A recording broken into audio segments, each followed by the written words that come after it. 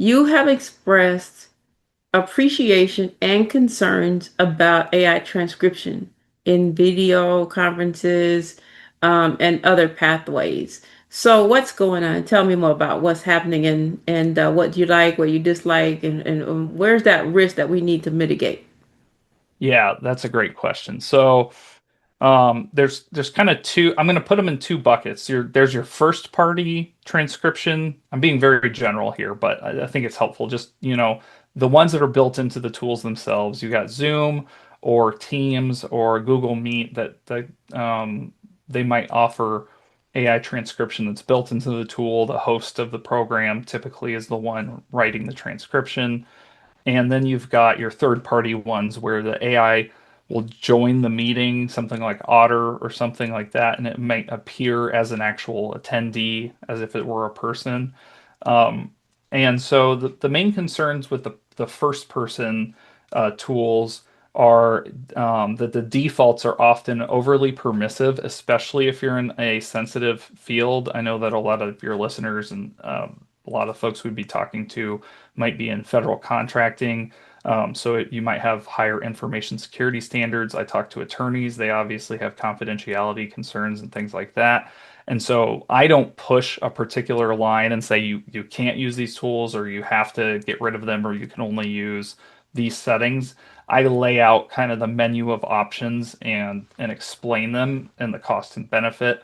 And I do think there are different trade-offs for different people have different risk profiles, right? So there are different trade-offs, but there are certainly people who tell me, no way, like now that you've explained it to me, we don't want to use it. And there are other people who say, okay, like we need to turn off like these 8 settings, we want it to only email to myself. I don't want it to send an email blast to every attendee of the meeting. And you might not even realize that that might be a default setting for certain Zoom meetings where you think, you maybe you're giving a meeting and you have the pre-banter like we did before the podcast, right? You don't want that to go out in a transcript that gets emailed to every attendee of a meeting or something like that, but that can happen and you don't realize that. And that stuff could be more confidential, more private, or just personal about your life that you don't want some random person knowing and having in an email that's transcribed somewhere. Um, and so those things are important. You also mentioned like the details that it chooses to focus on.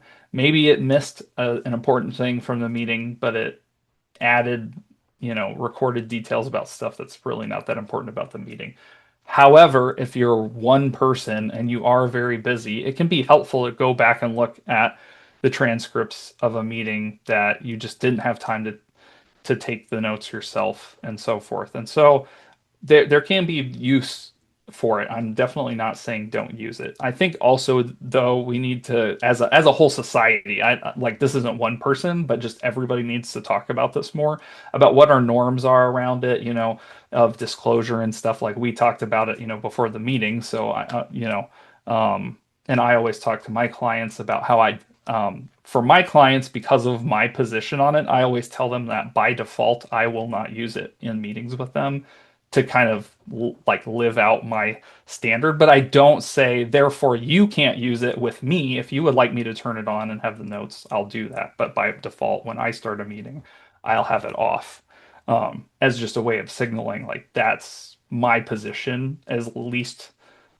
permission until least permission to the AI tool until I've talked to the client about it.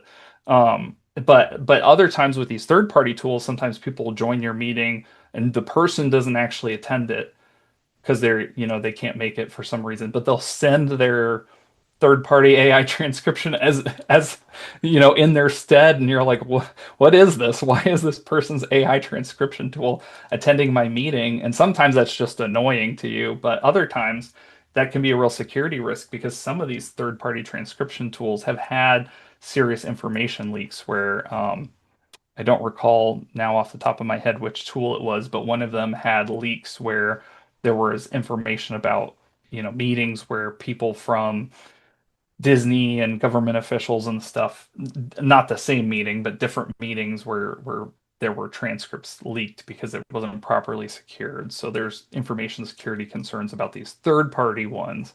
And so if you're not thinking as an organization, like what is my policy towards this transcription, I think almost no organizations have, um, especially small organizations. I want to be clear. Obviously, there's like very large organizations that have legal teams that have already gone line by line through all this kind of stuff. But your small organization, you're hopping on all kinds of Zoom calls with all kinds of people, and everybody's just using AI transcription by default, sometimes multiple different transcribers on the same meeting.